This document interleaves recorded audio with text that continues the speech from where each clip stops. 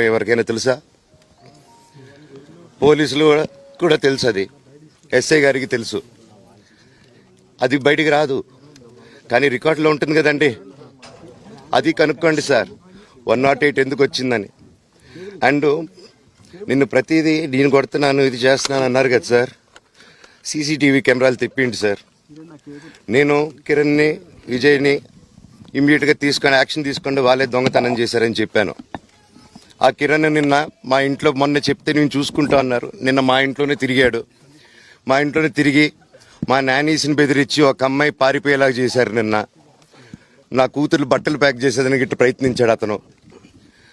అప్పుడు నేను కంగారుగా అప్పుడు డీజీ ఆఫీసులకి వెళ్ళి, భయం వేస్తుందండి పిల్లల జోలికి వెళ్తే, ఎవరికి ఇది. నేను అందుకే నాకు మా నాన్న దేవుడండి.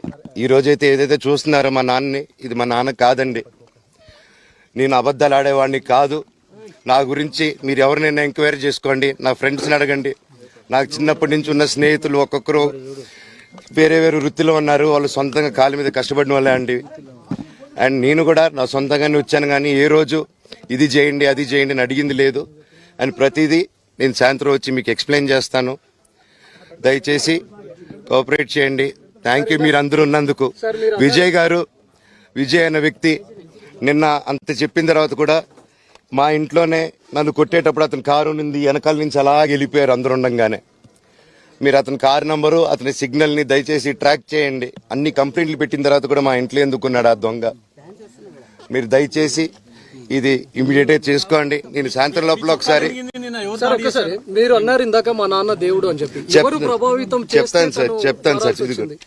మా నాన్న మీ షోల్డర్ మీద గన్ను పెట్టి కాలుస్తున్నారండి, క్లియర్గా కాలుస్తున్నారు.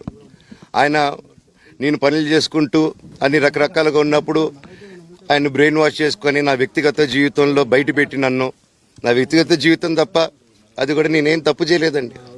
నేను ప్రేమించిన అమ్మాయిని పెళ్లి చేసుకున్నాను, ఆ అమ్మాయి కోసం పోరాడాను. దాంట్లో తప్పేంటంటే నాకు అర్థం కావట్లేదు. అండ్ ఈరోజు వచ్చి 10 మందికి నిలబడినప్పుడు నేను చెడ్డోడిని అయిపోయాను. ఎక్కడ సైన్ పెట్టమంటే పెట్టాను, రమ్మంటే వచ్చాను, పొమ్మంటే పోయాను. ఎన్ని సినిమాలు చేయమంటే అన్ని సినిమాలు చేశాను. అన్న కంపెనీల్లో పనిచేశాను, సాంగులు చేశాను, వాళ్ళకి రికార్డింగ్లు చేశాను, ఫైట్ డైరెక్షన్లు చేశాను. ఎంతో గొడ్డులాగా కష్టపడాను, మనసు పూర్తిగా సంతోషంగా చేశాను. నాకు ₹1 అడిగింది లేదు, ఆశించేది లేదు.